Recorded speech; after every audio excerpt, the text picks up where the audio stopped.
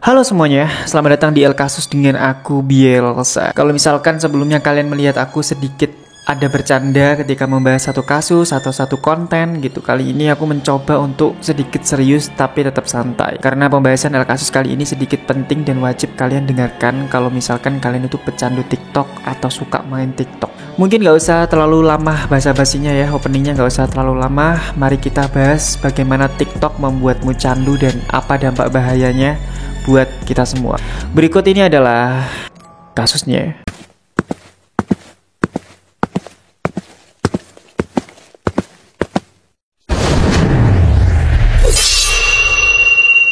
Kita tahu ya bahwa Indonesia itu adalah salah satu pengguna TikTok paling besar yang berada di urutan pertama. Dengan data per Juli 2024 itu penggunanya sekitar kurang lebih 157 juta orang. Dan kedua disusul Amerika Serikat yang cuma 120-an juta. Dari sini kita paham bahwa negara kita itu adalah salah satu negara yang sangat menghasilkan jika ditargetkan untuk bisnis yang berbasis teknologi.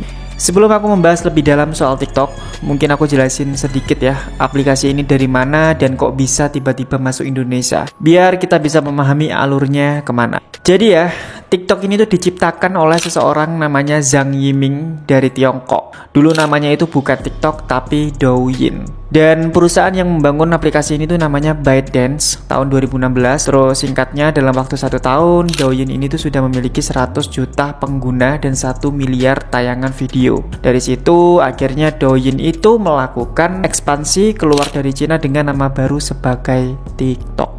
Ekspansi buat kalian yang nggak tahu itu adalah proses yang dilakukan untuk memperluas dan meningkatkan sesuatu. Kalau misalkan di sini konteksnya untuk memperluas ya jaringan bisnis dari aplikasi ini.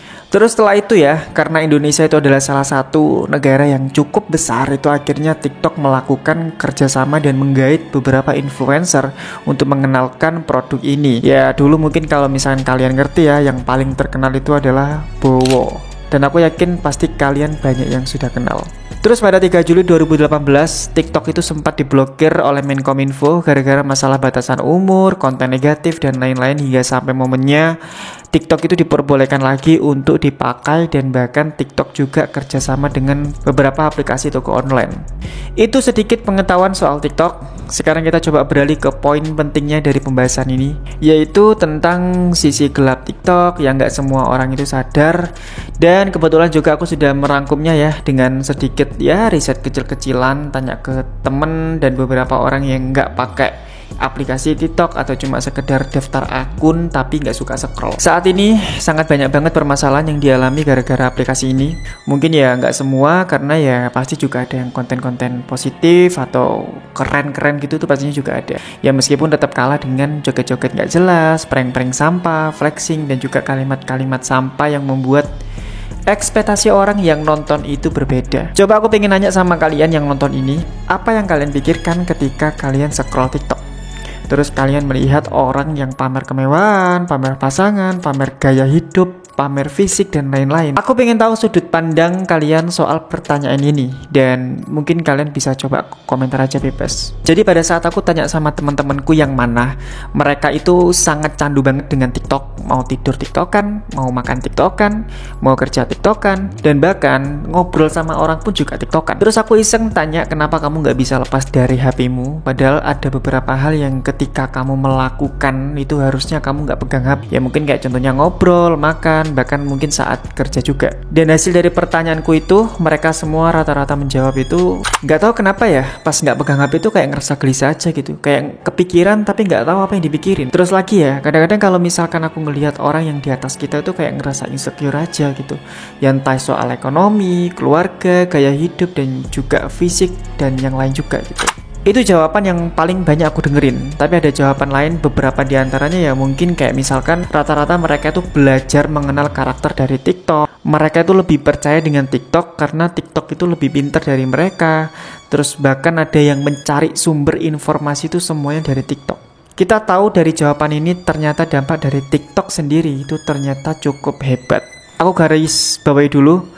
Ini adalah sudut pandangku personal. Menurutku aplikasi ini tuh sangat bahaya jika penggunanya itu masih labil dan gak bisa membedakan mana informasi yang benar dan mana informasi yang hoax. Apalagi dengan rendahnya literasi membaca orang Indonesia, menurutku itu malah semakin membuat tingkat kecemasan orang memahami berita, informasi, bahkan gaya hidup seseorang itu semakin mudah masuk ke otak mereka. Meskipun mereka itu ya nggak memvalidasi semua kebenaran itu. Dan ini menurutku sangat membahayakan banget. Apalagi sekarang juga banyak konten-konten nggak jelas yang memberikan informasi soal karakter manusia, membaca perilaku, dan sok-sokan memberikan informasi yang seolah-olah pembuat video adalah psikolog atau psikiater.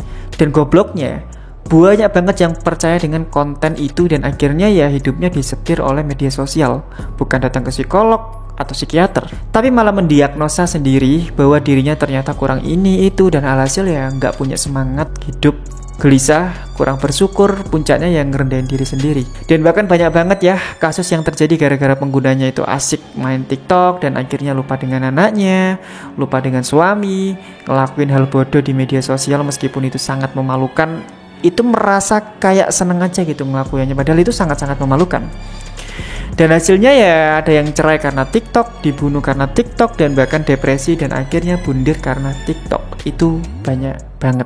Mungkin gak akan ada habisnya kalau misalkan aku membicarakan aplikasi ini, dan nanti pasti akan ada yang komentar kenapa cuma TikTok yang dibahas, kok nggak Instagram, YouTube, Twitter, atau Facebook. Jawabannya sangat mudah, karena aku melihat algoritma yang paling membahayakan adalah aplikasi TikTok. Kalau misalkan kalian share video ramai di TikTok, belum tentu ramai di YouTube atau di platform lain, kecuali kalian punya nama ya.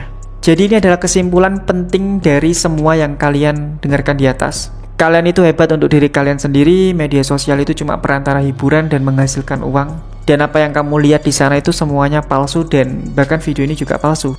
Kalian boleh melihat apapun informasi di sana, hiburan di sana, tapi jika itu berurusan dengan kehidupan kalian, kalian sangat perlu memvalidasi informasi itu, karena satu hal yang harus kalian ingat, bahwa kita semua adalah manusia, bukan robot yang mudah dikontrol. Jangan sampai jadikan informasi apapun yang ada di media sosial sebagai tolak ukurmu untuk hidup, merusak otakmu, merusak mentalmu, merusak pikiranmu, dan bahkan merusak apapun yang ada di dalam dirimu.